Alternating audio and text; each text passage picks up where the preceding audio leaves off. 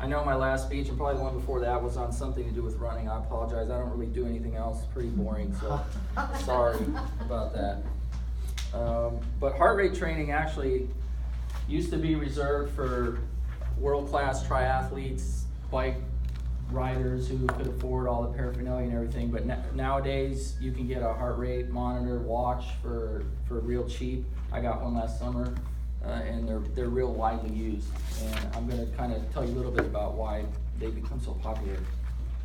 It starts with your heart rate. Of course, that's the number of times your heart beats in a minute, and it starts with your maximum heart rate, which you can get your maximum heart rate by just running your butt off for 2 minutes and seeing how high your heart rate gets. You can go to the gym and they can calculate it for you on a treadmill and stuff. But there's also a numerical calculation that comes pretty close for most people, and that's 220 minus your age. Will probably, for most people in this room, get you close to what your maximum heart rate is. That's as fast as your heart can beat per minute. I'm 45, so my theoretical one is 175, and the highest I've ever gotten running is 179, so it's pretty close. Once you have one of the primary reasons to understand about heart rate training is so you can develop your training plan to accomplish your goals, is the reason for setting something like this up and understanding it. But once you have your max heart rate, then you go to the heart rate, what they call heart rate zones, which you may have heard somewhere along the line. The first zone is 60 to 70% of your max heart rate. That's called your fitness. That's called the fitness zone, and it's basically a fast walk will get you up there. It's comfortable. It's not really what you do as part of a cardio plan. It's usually in your warm-up or cool-down mode, but that's what that's referred to at that point. You get up to 70 to 80% of your max heart rate. We've probably all heard of this, your aerobic zone. Anybody who's been on a treadmill or anything has probably seen this. This is your aerobic zone. This is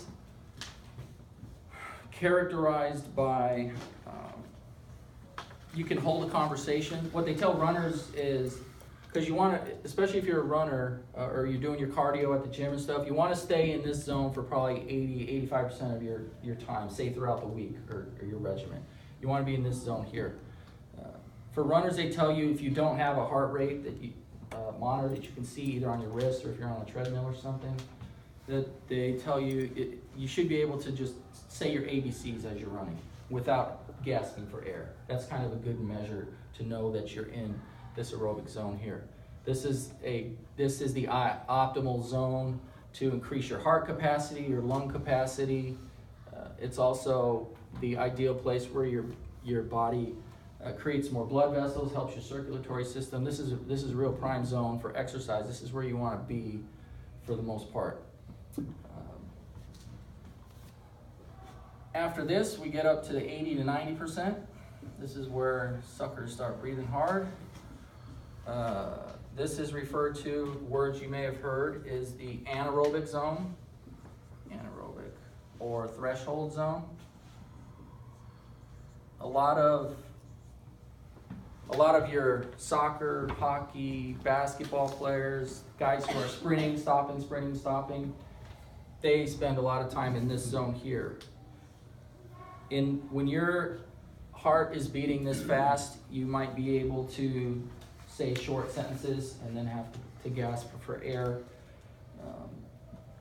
It basically, the main thing that this zone does here is it improves what some of you may have heard of your VO2 max. Athletes sometimes will talk about that. Your VO2 max kind of refers to the capacity your body has to take in oxygen.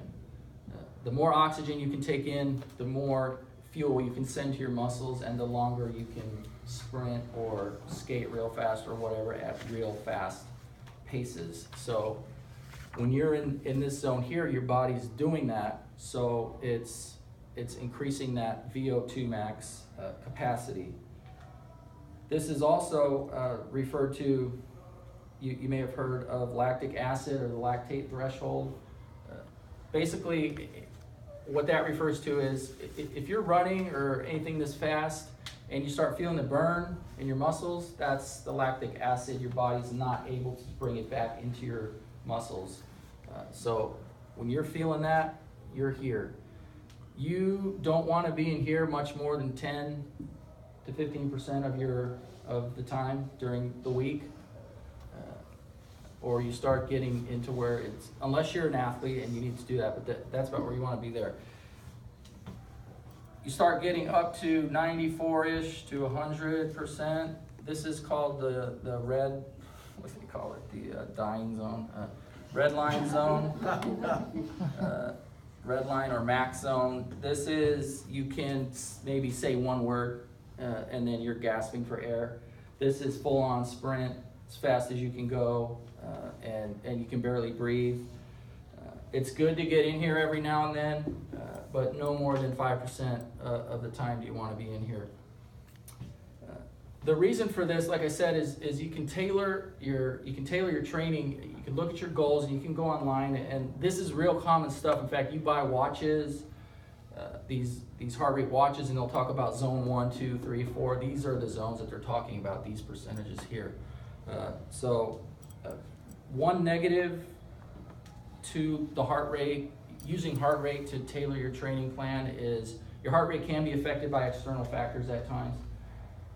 Dehydration, stress, caffeine, heat, the sun can, I know for me, if the sun's out, I'm usually about 10 beats higher just from being in the sun, so I have to kind of keep that in mind when I'm looking at where I want to be for that day. I have to kind of add 10 points to it.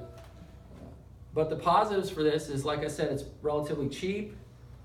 It's great for beginners to kind of teach them what aerobics is about, what capacities to stay at.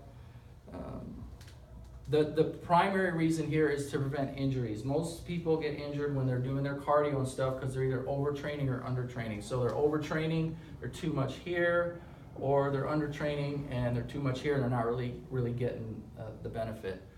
That's the primary reason to kind of do this. And another benefit of it is I know, especially for me, having the watch, it's kind of instantaneous feedback while you're exercising. That can really kind of motivate you to stay with it, and kind of feels good to know that, okay, I got this plan and this is kind of telling me what I should be doing and I'm following it and things are going good. So there's heart rate training 101 there. Ron. So Ron, at 179, is that your red line? Yeah. That's like 100. Yeah, that's my 100%. Okay. 179. Okay. Question: If you're comfortable